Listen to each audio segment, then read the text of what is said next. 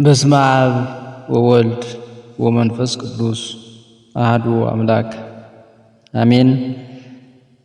ሆሳዕና በአርያም።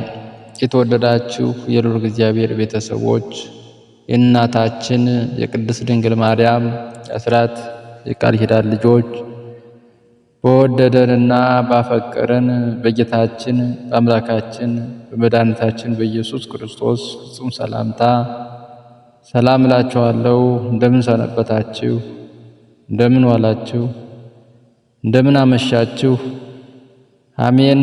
ልዑል እግዚአብሔር ይችን ዕለትና ይችን ሰዓት ባርኮ ቀድሶ በሰላም በጤና ላደረሰን ላደረሳችሁ እንዲሁም የዐቢይ ጾም የመጨረሻ ሳምንት ለሆነችው በዓለ ሆሳዕና በሰላም በጤና ላደረሰን ላደረሳችሁ ክብርና ምስጋና ከእናቱ ከቅድስት ድንግል ማርያም ጋር ይድረሰው። ሆሳዕና በአርያም። ሆሳዕና በአርያም ማለት በአርያም በሰማይ ያለ መድኃኒት ማለት ነው። ሆሳዕና የሚለው ቃል በዕብራይስጥ ሆሻዕና የሚል ሲሆን ትርጉሙም እባክህ አሁን አድን ማለት ነው። ይህ ቃል በዘመነ ብሉይ በቀደምት ነቢያት የተለመደ ቃል ነው። አቤቱ እባክህ አሁን አድን፣ አቤቱ እባክህ አሁን አቅና፣ በእግዚአብሔር ስም የሚመጣ ቡሩክ ነው በማለት በመዝሙረ ዳዊት መዝሙር 117 ቁጥር 25 እስከ 26 ድረስ የተገለጸ ነው። የሆሳዕና በዓል ጌታችን ኢየሱስ ክርስቶስ በአህያ ጀርባ ተቀምጦ ወደ ኢየሩሳሌም ሲገባ የሚከተሉት ሕዝብ በተለይም አሩግና ሕፃናት ሆሳዕና ለዳዊት ልጅ በጌታ ስም የሚመጣ የተባረከ ነው፣ ሆሳዕና በአርያም ጌታችንን በክብር መቀበላቸው የሚታወስበት የሚዘከርበት ታላቅ በዓል ነው። በዓሉም ሆሳዕና የሚለውን ስያሜ ያገኘው በዕለቱ ከተዘመረው መዝሙር የተወሰደ ነው። በሌላ አነጋገር ይህ ዕለተ ሰንበት የጸበርት እሑድ ይባላል። ታሪካዊ አመጣጡ የመልካም ምኞትና የድል አድራጊነት መገለጫ ሆኖ ከደገኛው ከአባታችን ይስሐቅ ልደት ጋር ተያይዞ የመጣ ነው። ይኸውም ሳራ የወላድነት ዕድሜዋን ጨርሳ ልማደ አንስት ከተቋረጠባት በኋላ ሁሉን ቻይ የሆነ አምላክ ይስሐቅን በሰጣት ጊዜ ዘመዶቿ የተሰማቸውን ደስታ ለመግለጽ የዘንባባ ዝንጣፊ በመያዝ የጎበኛትን አምላክ አመስግነዋል። እስራኤል ካስከፊው የግብፃውያን አገዛዝ ተላቀው ባሕረ ኤርትራን በደረቅ ሲሻገሩ የተሰማቸውን እጥፍ ድርብ ደስታ በገለጡ ጊዜ እንዲሁም ዮዲት የተባለችው ንግሥት እስራኤል ሆሎፎርኒስ የተባለ አላዊ ንጉሥ ድል ባደረገች ጊዜ ቤተ እስራኤል እንደ ሰንደቅ ዓላማ የዘንባባ ዝንጣፊ በመያዝ በአደባባይ ወጥተው የተሰማቸውን ደስታ ገልጸውበታል። እንዲሁም በዘመነ ሐዲስም መድኃኒታችን ኢየሱስ ክርስቶስ የሰውን ዘር ከዲያብሎስ ቁራኝነት ከሲኦል ባርነት ነፃ ለማውጣት ወደ ዙፋነ መስቀሉ በተጓዘ ጊዜ ሕፃናትና አሩግ ነፃ የሚወጡበት ቀን መድረሱን እነርሱ ሳያውቁ እግዚአብሔር ባወቀ ዘንባባ በመያዝ ዘምረዋል። እስራኤል ዘንባባ በመያዝ እንዳመሰገኑት እኛም እስራኤል ዘነፍስ ዕለቱን ዘንባባ በግንባራችን በማሰር በዓሉን በየዓመቱ እያስታወስን እናከብረዋለን። በዚህ ዕለት ዘንባባ እየተባረከ ለሕዝቡ ይታደላል። ሕፃናትና አሩግ ለዳዊት ልጅ መድኃኒት መባል ይገባዋል እያሉ ዘምረዋል። ይህ ሁሉ በአንድ ወገን የነበረው የአቀባበል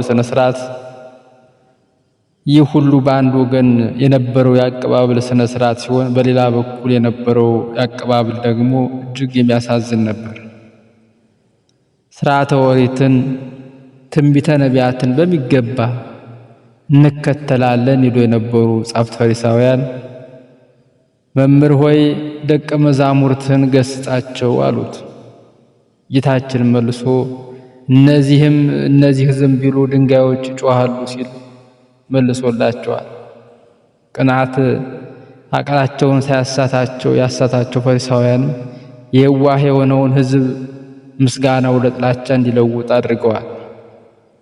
ከሁሉም የሚያሳዝነው በዕለተ ሆሳዕና እሁድ ዘንባባ ይዘው የዘመሩለትን ጌታ ዓርብ ላይ ይሰቀል ዘንድ ይገባዋል ብለዋል። ጌታችን መድኃኒታችን ኢየሱስ ክርስቶስ በአህያ ጀርባ ላይ ተቀምጦ ወደ ኢየሩሳሌም ገባ። በዚህም የነቢዩ ዘካርያስ ትንቢት እንዲህ ተብሎ ተጽፎ ነበር። እነሆ ንጉሥሽ ጻድቅና አዳኝ ነው፣ ትሑትም ሆኖ በአህያይቱም ግልገል በውርንጭላይቱ ላይ ተቀምጦ ወደ አንቺ ይመጣል በማለት ትንቢተ ዘካርያስ ምዕራፍ 9 ቁጥር 9 ላይ ተጽፏል። ጌታችን በአህያ ጀርባ ተቀምጦ ወደ ኢየሩሳሌም መግባቱ የሰላም ንጉሥ መሆኑን ያመለክታል። እስራኤል ዘመነ ምሕረት ሲሆንላቸው አባቶቻቸው በአህያ ጀርባ ተቀምጠው ይታዩ ነበር። ጌታም እውነተኛ የሕሊና ሰላም ይዤላችሁ መጣሁ ሲል በአህያ ጀርባ ወደ ቤተ መቅደስ ሕይወታችን ተጉዟል። ጌታችን መድኃኒታችን ኢየሱስ ክርስቶስ ሌላ ቀን እንደ ተራ ሰው ሆኖ ወደ ኢየሩሳሌም ይገባ ነበር። በዚህ ቀን ግን የአይሁድ ንጉሥ ሆኖ በክብር ገባ።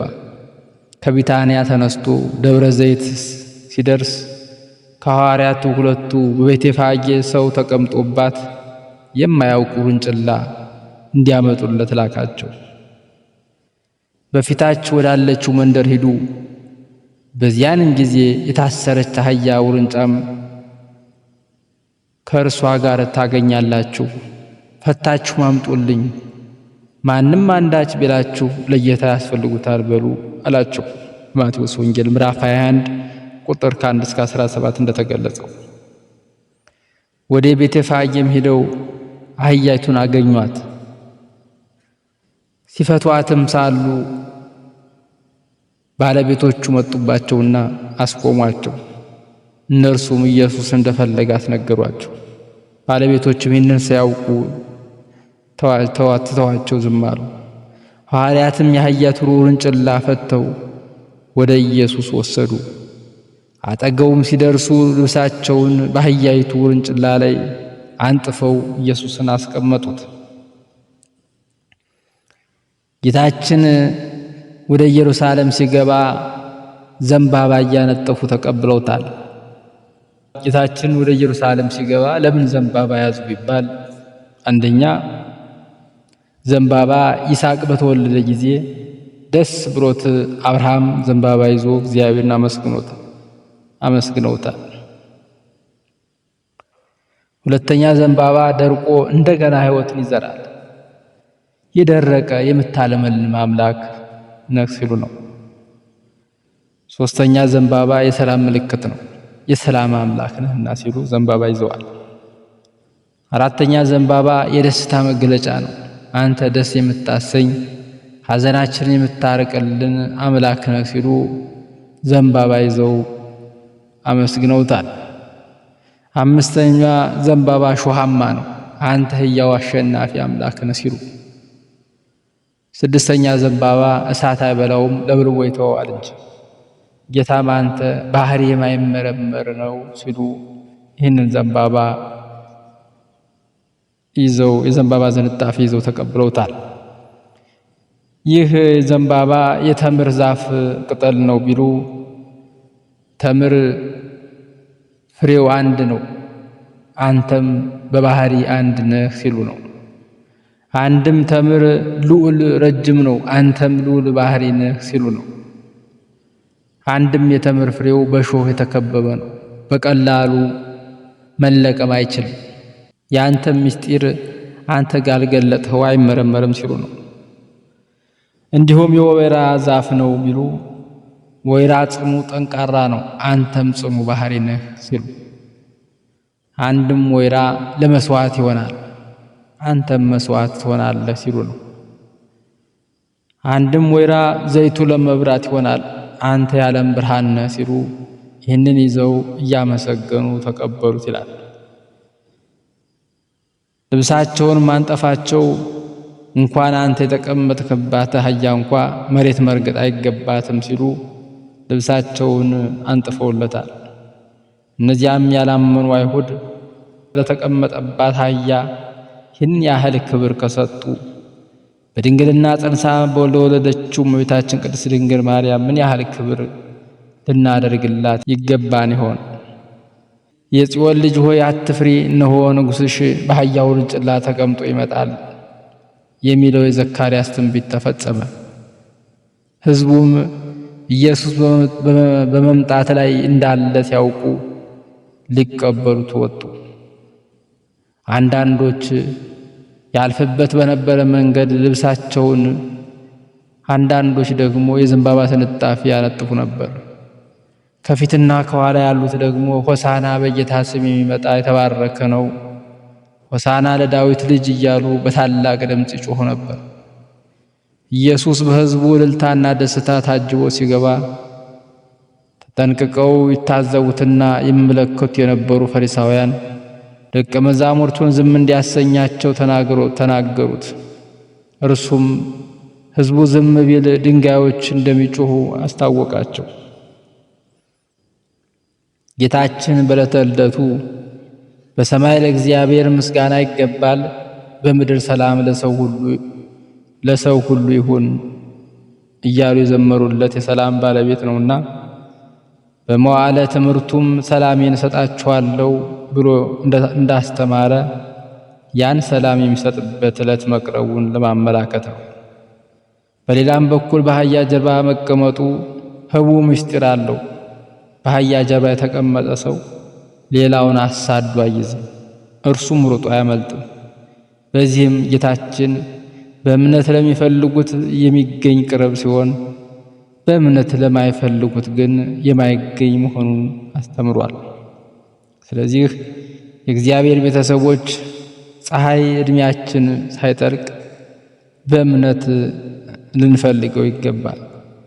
የአህያን ጀርባ ያልናቀ ጌታ ትሑት ስብዕናና የተሰበረ ልቦና ወዳለው ሰው ዘወትር ይጓዛልና የተዋረደውንና የተሰበረውን ልብ አይንቅም እንዳለ ትንቢተ ኢሳይያስ ጌታችን በአህያ ውርንጭላ ተቀምጦ ወደ ኢየሩሳሌም የገባበት ዕለት ከ9ኙ አበይት በዓላት አንዱ ስለሆነ የክብረ በዓሉ ምስጋና በዋዜማው ይጀምራል። ቅዳሜ ከሰዓት በኋላ ካህናቱ በታወቀ የበዓላት ዕለት ከበሮ ምቱ በማለት የዋዜማውን ምስጋና ይጀምራሉ። በሌሊት የሆሳዕና ማህሌት ከመቆሙ በፊት በካህኑ ተባርኮ በሰሙነ ሕማማት ሲነበብ ሲተረጎም የሚሰነብተው ግብረ ሕማማት የተባለው መጽሐፍ መነበብ ይጀምራል። ዓለምን ሁሉ ፈጠረ እግዚአብሔር ፍጹም የተመሰገነ ነው የሚለውን ዓለምን ሁሉ የፈጠረ እግዚአብሔር ፍጹም የተመሰገነ ነው በሚለው የምስጋናዎቹ ሁሉ ርዕስ የዕለቱ የማህሌቱ ምስጋና በካህናት በሊቃውንት ይጀምራል። ከዐቢይ ጾም መግቢያ ጀምሮ ማዕቀብ ተጥሎባቸው በዝምታ የነበሩት ከበሮና ጽናጽል የምስጋናው ባለድርሻዎች ይሆናሉ። በዚህ ዕለት በዚህ የተጀመረው ማህሌት ሌሊቱን ሙሉ አድሮ መዝሙር በሚባለው ምስጋና በኩል አድርጎ ሥርዓተ መወድስ ተደርጎ ሰላም በተባለ ምስጋና ይጠናቀቃል። ሥርዓተ ማህሌቱ ተፈጽሞ ሥርዓተ ቅዳሴው ከመጀመሩ በፊት እስካሁን ከነበረው ሥርዓት ለየት ያለ ሆኖ እንመለከተዋለን። ይኸውም ሊቃውንቱ የዕለቱን ድጓ እየቃኙ እየመሩና እየተመሩ ዲያቆኑ ከመዝሙረ ዳዊት የዕለቱን በዓል የተመለከተ ምስባክ በዜማ እያሳመረ ካህናቱም በዓሉን የተመለከተ ወንጌል በአራቱ ማዕዘን እያነበቡ ቤተ መቅደሱን አንድ ጊዜ ይዞሩታል። ለምሳሌ ከምዕራብ ወደ ምስራቅ ባለው በር ፊት ለፊት በመቆም መምህሩ ወደ ቤቱ እንገባ ዘንድ መንገዱን አሳዩን የሚለውን ድጓ ይቃኛል። ካህናቱ እየተከተሉ ያዜማሉ። ዲያቆኑ ዘምሩ ለእግዚአብሔር በጽዮን የሚገለጥ እግዚአብሔርን አመስግኑ እያለ ያዜማል። ካህኑም በማቴዎስ ወንጌል ምዕራፍ 21 ቁጥር 1 እስከ 13 ያለውን ኃይለ ቃል ያነባል። በዚህ አይነት መልክ በአራቱም ማዕዘነ ቤተ ክርስቲያን ሥርዓተ ውደት ይፈጸማል። ይህን ሥርዓት ሊቃውንት ሲተረጉሙት አንደኛ ጌታችን በአህያ ውርንጫ ተጭኖ በሕፃናት አንደበት እየተመሰገነ ኢየሩሳሌም የገባበት የምስጋና ጉዞ ለማመልከት ሲሆን፣ ሁለተኛ ሕገ ወንጌል በአራቱም ማዕዘነ ዓለም ለሕዝብና ለአሕዛብ መድረሱን ለማመልከትና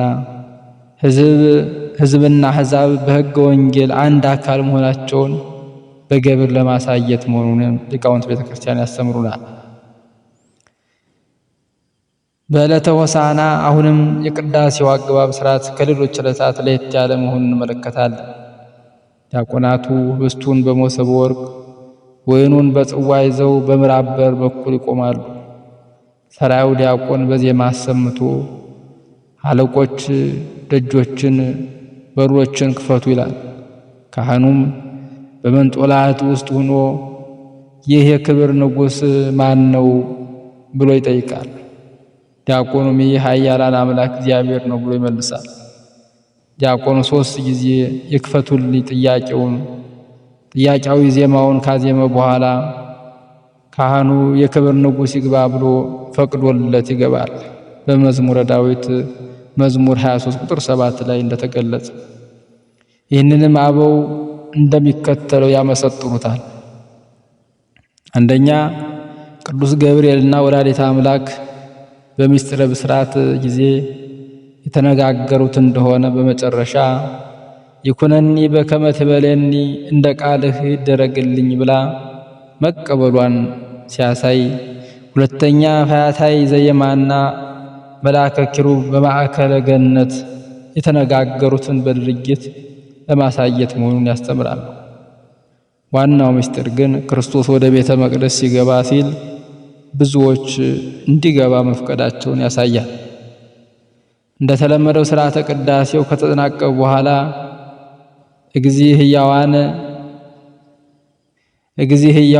የሕያዋን ጌታ የተሰኘው ጸሎት በካህናት ተደርሶ ለምእመናን ሥርዓተ ፍታት ይደረግላቸዋል።